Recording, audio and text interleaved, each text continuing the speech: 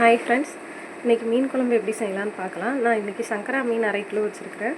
இந்த half KG சங்கரா மீன் வச்சு இன்றைக்கி மீன் குழம்பு எப்படி தேங்காய் போட்டு செய்யலான்றதை நம்ம பார்க்கலாம். இதுக்கு தேவையான பொருட்கள்: சின்ன வெங்காயம் குட்டி குட்டியாக நறுக்கிக்கணும். அப்புறமா ஒரு தக்காளி, ஒரு ஸ்மால் சைஸ் தக்காளி, 5 பச்சை மிளகாய், இது வாசனைக்காக 2ஆக கீறி வச்சுருக்கிறேன். அப்புறம் நல்லெண்ணெய், வெந்தயம், கடுகு, இது புளி ஊற வச்சு வச்சுருக்கேன். தேங்காய் அரைக்கிறதுக்கு தேங்காய் கொஞ்சம் ஒரு ஹாஃப்லேயும் பாதி போட்டால் போதும் தேங்காய்.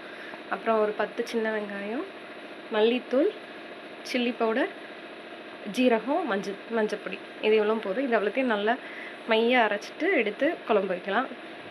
தேங்காயையும் நல்லா மையாக அரைச்சி எடுத்துகிட்டு வந்துட்டேன். இனி குழம்பு எப்படி செய்யலான்றதை பார்க்கலாம் வாங்க.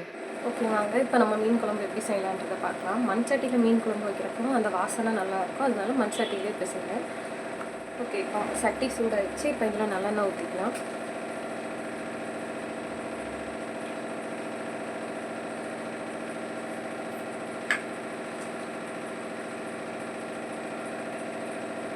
ஓகே, இப்போ சட்டி நல்லா எண்ணெய் காஞ்சிடுச்சு. நல்லா இதில் கடுகு போட்டுக்கலாம்.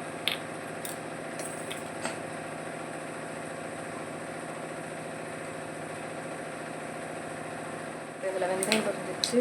இனி கருவேப்பிலை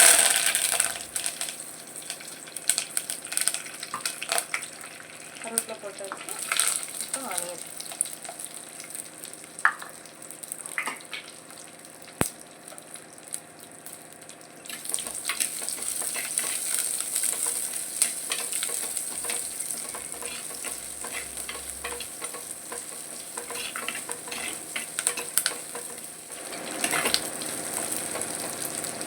வெங்காயம் இப்போ நல்லா வதங்கிடுச்சு. இப்போ தக்காளி போட்டுக்கலாம்.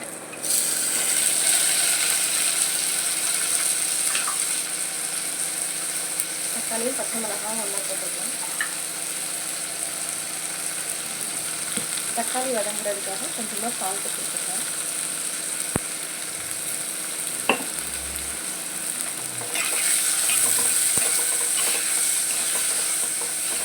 தக்காளி வெங்காயம் ரெண்டுமே நல்லா வதங்கணும். தக்காளி நல்லா மேஷ் ஆன பிறகு தான் நம்ம புளி தண்ணி நல்லா. தக்காளி நல்லா வதங்கிடுச்சு. இதில் இப்போ புளி தண்ணி சேர்த்துக்கலாம்.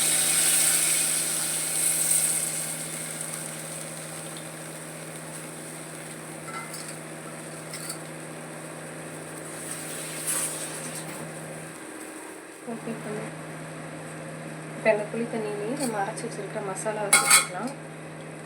இதில் தேங்காய், சின்ன வெங்காயம், 10 வெங்காயம், மஞ்சள் பொடி, தனியாத்தூள், சில்லி பவுடர், டர்மரிக் பவுடர் எல்லாமே இருக்குது, ஜீரகம் எல்லாம் போட்டு நல்லா பேஸ்ட்டாக அரைச்சி வச்சுருக்கேன். இது கூட சேர்த்துக்கலாம்.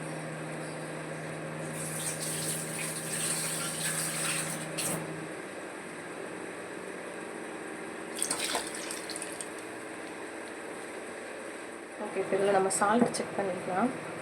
சால்ட்டு மட்டும் கொஞ்சம் கம்மியாக இருக்கிறதுனால நான் திரும்ப ஆட் பண்ணிட்டேன். ஓகே, இப்போ குழம்பு நல்லா கொதிக்க போகுது. குழம்பு கொதித்த உடனே நான் மீன் போட்டுருந்தேன்.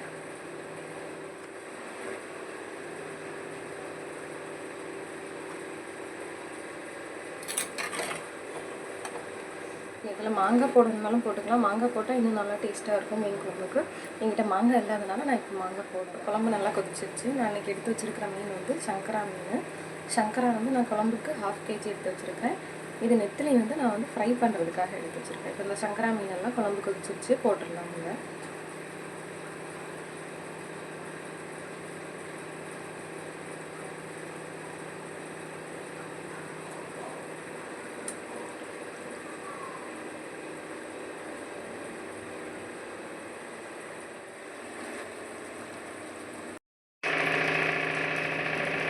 ஓகே, இப்போ ஃபிஷ் கறி ரெடி.